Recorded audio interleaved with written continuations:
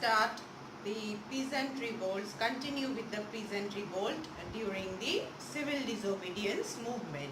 Civil disobedience movement was the second movement launched by Gandhiji in the year 1930. Now, before we proceed with the peasants' agitation during the civil disobedience movement, let us discuss about the background of the civil disobedience movement. Civil disobedience movement, before it had occurred, India had witnessed a lot of political turmoil. In 1927-28, the British government had decided to send a commission which was headed by Sir John Simon,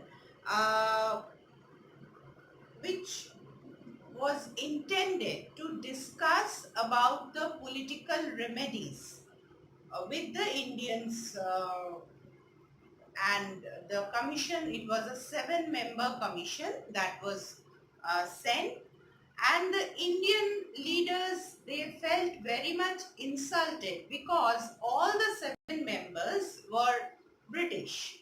Not a single, they were coming to India for discussing the political remedies and the problems that were arising in India, with what were the problems with the Indian people, but they have not at all appointed a single Indian leader as the representative.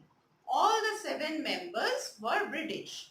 So it was a direct insult to the Indian political leaders, and the Congress party, which was the major political party during that time, along with the other political parties, had decided to boycott the Simon Commission. Wherever they had decided that wherever the Simon Commission will go, they will show them the black flag and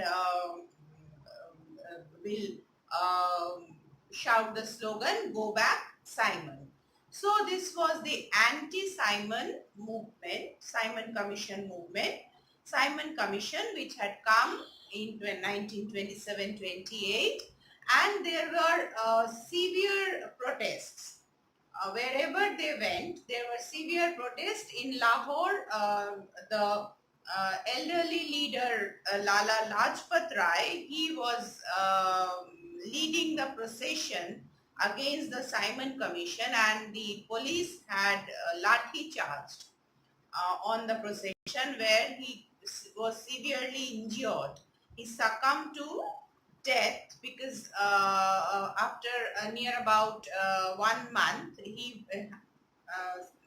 suffered from the head injury, and because he was a very elderly person during that time, he succumbed to death due to those head injuries. So the entire country, because of this, the Indians were very much distressed. Apart from the Simon Commission, in 1928, Motilal Nehru, father of Jawaharlal Nehru, he was another important moderate leader of the Indian National Congress. He had drawn up a constitution for India, but it was rejected by the British government. So it was the drawn up constitution for India by Motilal Nehru came to be known as the Nehru Report, but it was rejected in 1929, and in 1928, and in 1929, in the Lahore session of the Indian National Congress, for the first time, the Indians demanded the complete independence. 1929, Lahore session of Indian National Congress, the demand for the complete independence or Purna Swaraj was raised, and in 1930, 26th January, for the first time, the Independence Day was celebrated. That is why 26th January, when our constitution was created, because 15th August had become the Independence Day of, in 1947 officially. So 1930 onwards, for the first time it had begun, and then onwards 26 January every year till 1947, Independence Day for India was being celebrated. So in 1950, when the Indian Constitution was completed and came into being, 26 January had become our Republic Day. Because on 26 January 1950, the Constitution had started to work. Indian government had started to work according to the Constitution. So 26 January, because it was a very important historic day, for the first time, 1930, 26 January, the Independence Day had started to be celebrated. For that reason, 26 January had become a very important day for us, and in 1950, when the Constitution had started to function, uh, it had become the Republic Day for our country. So we have discussed the Simon Commission, we have discussed the Nehru Report, and the Purna Swaraj, demand for Purna Swaraj in the Lahore session of Congress, and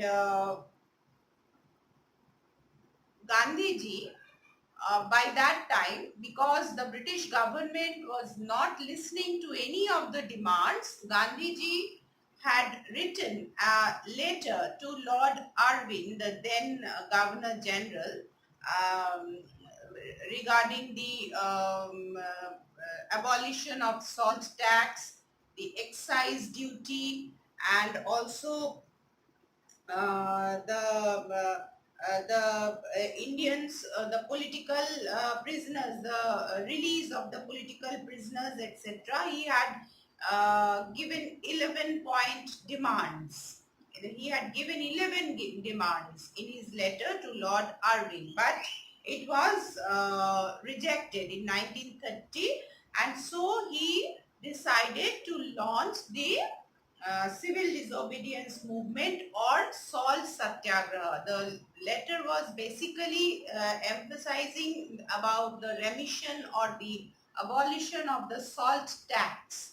So salt satyagraha or civil disobedience movement was decided by Gandhiji to be launched. So this was the background of the civil disobedience movement.